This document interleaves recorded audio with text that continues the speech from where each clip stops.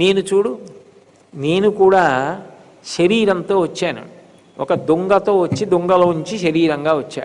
నువ్వు అంతే, ఒక బుడగ, రేత శుక్రశోణితములు కలిశాయి, స్త్రీ పురుషులవి. స్త్రీ గర్భంలో బుడగగా మొదలయ్యావు. చర్మము, రక్తము, మాంసము, కొవ్వు, అస్థి, శుక్ల, మేధ, సప్త ధాతువులతో ఈ శరీరం ఏర్పడింది. ఏర్పడిన ఈ శరీరం మళ్ళీ తిరిగి పంచభూతములలోకి వెళ్ళిపోతుంది. ఆత్మ అట్లాగే ఉంటుంది. ఎచ్చట నుండి వచ్చనచ్చటికి పోవుట నైజము ప్రణికోటికి. ఎక్కడి నుంచి వచ్చాడో అక్కడికి వెళ్ళిపోవలసింది. దానికి ఎందుకురా ఎంత విచారించి అంత బెంగ పెట్టేసుకుంటావు? నువ్వేదో ఉండిపోతావన్నట్టు ఎందుకు పాపాలు చేస్తావు?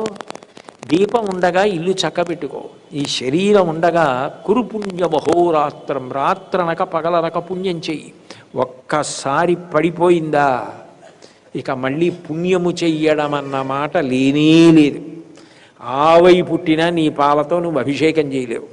మారేడు చెట్టు అయినా నీ దళాన్ని నువ్వు శివలింగం మీద వేయలేవు.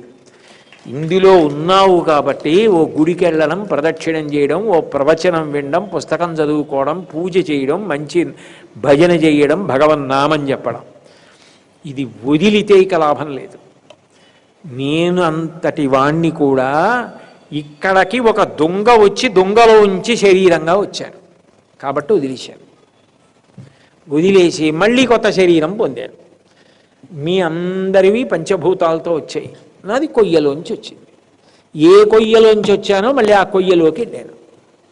ఇక్కడ వదిలేను, అక్కడ కూర్చున్నాను. నువ్వైనా అంతే, ఇక్కడ వదులుతో ఇంకో చోట పుడతావు. కానీ ఇక ఈ పుట్టడం చావడం అన్న రెండు లేకుండా ఉండాలంటే నువ్వు నా యందు ఐక్యమైపోవాలి. అది చరమస్థానం. దీని గురించి భయపడడం కాదు, భయం వదిలిపెట్టి ఏ పుణ్యకార్యములు ఆచరించి నువ్వు చెయ్యవలసిన పనులు చేసి ఇక నీకు మరణ భయం లేకుండా ఉండాలంటే అసలు పుట్టడం పోవాలి. ఇది ఆఖరిసారి పడిపోవాలి శరీరం. అటువంటి జ్ఞానము కలగాలంటే నన్ను ఆశ్రయించు. ఆ గీత చెప్పిన కృష్ణుడు గీతలో ఏది చెప్పాడో ఆ కృష్ణుడే జగన్నాథుడిగా నోటితో చెప్తే పట్టుకోలేకపోయారు వీళ్ళని, మన కోసమని ఎంత కిందకొచ్చేశాడంటే తానే చనిపోతున్నాడు.